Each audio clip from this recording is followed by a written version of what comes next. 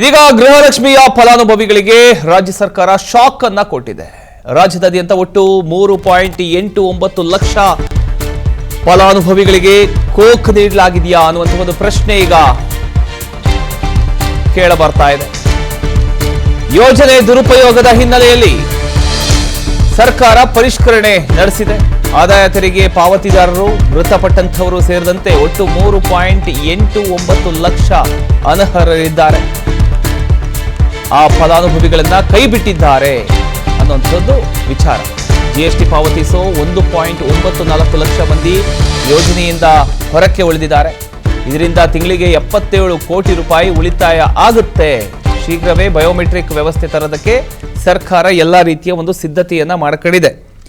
ರಾಜ್ಯದ ಮಹತ್ವಾಕಾಂಕ್ಷಿ ಗೃಹಲಕ್ಷ್ಮಿ ಯೋಜನೆಗೆ ಸಂಬಂಧಪಟ್ಟ ಹಾಗೆ ಸರ್ಕಾರ ಮಹತ್ವದ ಕ್ರಮ ಕೈಗೊಂಡಿರತಕ್ಕಂಥದ್ದು.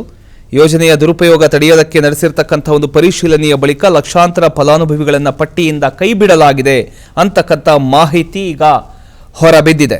ಆದಾಯ ತೆರಿಗೆ ಪಾವತಿದಾರರಾಗಿರ್ಬೋದು, ಮೃತಪಟ್ಟವರ ಹೆಸರಿನಲ್ಲಿದ್ದ ಖಾತೆಗಳು ಸೇರಿದಂತೆ ಅನರ್ಹ ಫಲಾನುಭವಿಗಳ ವಿರುದ್ಧ ಸರ್ಕಾರ ಕ್ರಮ ಕೈಗೊಂಡಿದ್ದು ಇದೀಗ ಹೊಸ ಚರ್ಚೆಗೆ ಕಾರಣ ಆಗಿದೆ. ಈ ಒಂದು ವಿಚಾರ